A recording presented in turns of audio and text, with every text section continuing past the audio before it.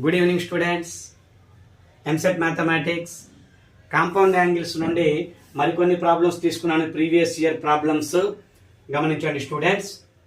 sin square 52.5 degree minus sin square 22.5 degree, sin square a minus sin square b, sin of a plus b into sin of a minus b.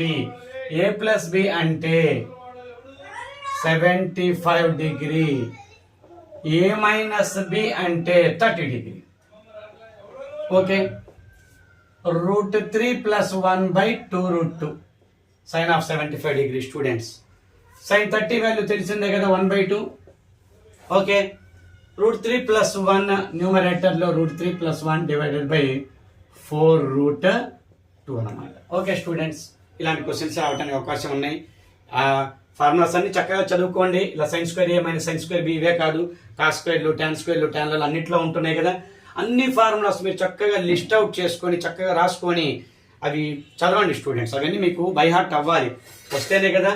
Values కూడా students, values రావాలి, formulas రావాలి. Okay, మరొక problem చూడండి. Previous year problems ఇవి రెండు. A value 35 degree, B value 15 degree, C value 40 degree. tan a tan b plus tan b tan c plus tan c tan a. Simple students. A plus B plus C value 180 degree 90 degree అవుతుంది. గమనించండి students. 40 plus 15 55 60 90. Okay, 90 degree addition ఏ plus B plus C value 90 degree అవుతుంది. tan a tan b plus tan b tan c plus tan c tan a. Doubt లేదు students, 1. మరొక question చూడండి. In an acute angular triangle cot a cot b plus cot b cot c plus cot c cot a. Doubt లేదు students, ఇలా ఇక్కడ కూడా value 1 అవుతుంది. కొన్ని logics ఉంటాయి స్టూడెంట్స్, ఇవి ఇలాంటి వాటన్నిటికీ ఎక్కువగా మోస్ట్లీ 1లు వస్తూ ఉంటాయి. ఇలాంటివన్నీ మీరు చక్కగా చూడండి, అవన్నీ గుర్తొస్తాయి మీకు. ఈ లాజిక్ చూడంగానే ఆ 1 అనే ఆన్సర్ మీకు గుర్తొస్తుంది. అలాంటి కొన్ని లాజిక్స్ చక్కగా రాసుకోండి, చిన్న షార్ట్ నోట్స్ రాసుకోండి. అవి ఆ లాజిక్స్ అన్ని ఒక్కసారి మీరు రివిజన్ చేస్తే అవన్నీ మీకు ఎగ్జామ్ హాల్లో ఈ మోడల్ క్వశ్చన్ వచ్చిందని మీరు చక్కగా ఆన్సర్ చేయగలుగుతారు students. cos of 15 degree minus cos of 75 degree. cos 15 degree √3 plus 1 by 2 √2 minus cos of 75 degree √3 minus 1 by 2 √2. చూడండి స్టూడెంట్స్, ఇక్కడ చక్కగా ఎల్సిఎం 2 √2 చేయాలి. సింపులే. ఇక్కడ ఎల్సిఎంలో ఫాస్ట్గా ఉండాలి, మీకు వాల్యూస్ వెంటనే గుర్తు రావాలి. ఎల్సిఎం ఫాస్ట్గా చేసుకునేటట్టు ఉండాలి. ఆ ఎల్సిఎం అని ఇలా ప్రోడక్ట్ చేయటాలు ఇవన్నీ ఏం అవసరం లేదు స్టూడెంట్స్.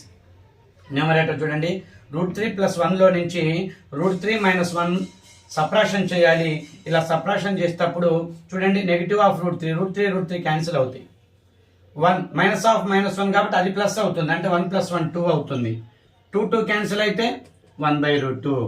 పెన్ అవసరం లేకుండా చక్కగా ఇలా వాల్యూ సబ్స్టిట్యూట్ చేసుకుని వెంటనే ఫాస్ట్గా చేసుకోవచ్చు. 1/√2 అనేది చాలా ఫాస్ట్గా మీరు క్యాలిక్యులేట్ చేయొచ్చు అనమాట.